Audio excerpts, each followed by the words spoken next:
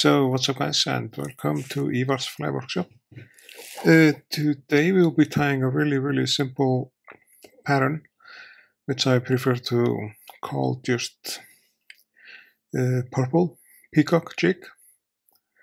And we are using a classic waxed fluor orange Semperfli thread in 8/0.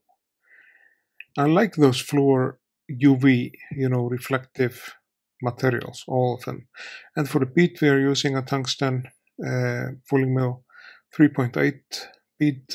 It's maybe a little too big for this, but it's okay. We are using the mini jig from Ahrex in the size of 14, but I think it's gonna slide when the bead is, when the bead is raised up and you have the thread tension on it from behind, it's gonna be in its place. Gonna zoom in a bit for you guys so you see what we are doing. Yeah, remember to like, share and subscribe to the channel, and you will find the pattern of the fly in the video's description. So as well, you will find the PayPal link if you want to support the channel. So we are using this 0.3 mil hot pink wire from Semperfli, and that will be the body material for this fly. And as you see, when I tie in the wire, we relocate the bead, so it's gonna be in its place while I tie down the wire. So I use a wire to push it front. So I lock the wire in that position,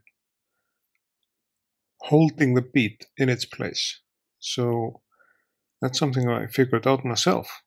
I would say clever boy in some ways, and I use this method. It works. I do the same with non-slotted beads, but it is of course way easier with a bead that is slotted.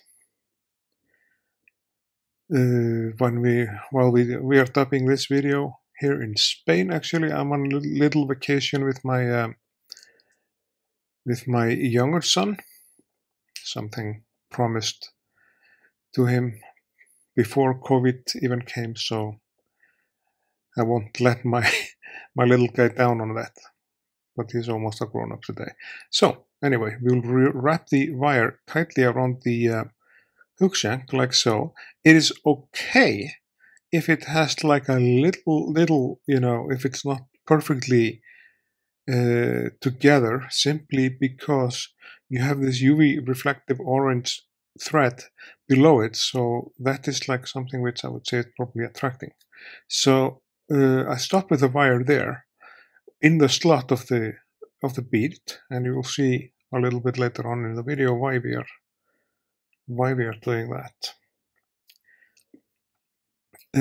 So I make sure the bead is in its place. The body of the fly is, well, good enough. And for the color of the fly, I am using just like 2 or 3 peacock herls for that task, making a little color on it, just to hide the thread and all that. And prepare the peacock and wrap that around. We're going to fast forward the video a little bit just to cut down the time.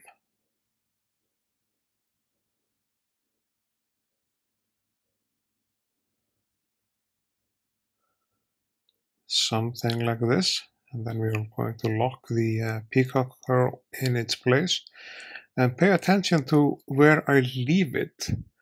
I leave it in the where the slot of the bead is, and that is done on purpose.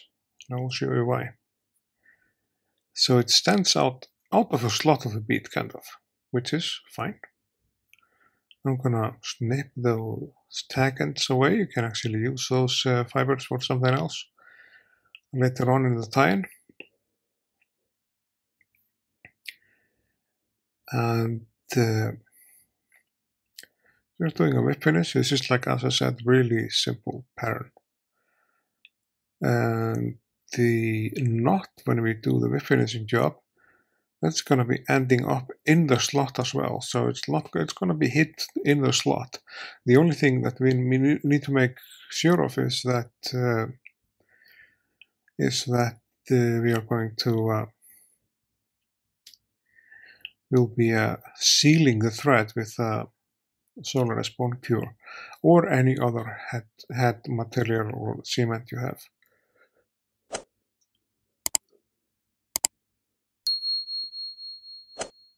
So we'll just drop a drop of the UV resin in there, or the UV glow, and then we are going to fry that with our light. And the purple peacock jig is ready to throw it out. I just want to say to you guys, thanks for watching. Remember to like, share, and subscribe to the channel. And I will see you guys in the next video.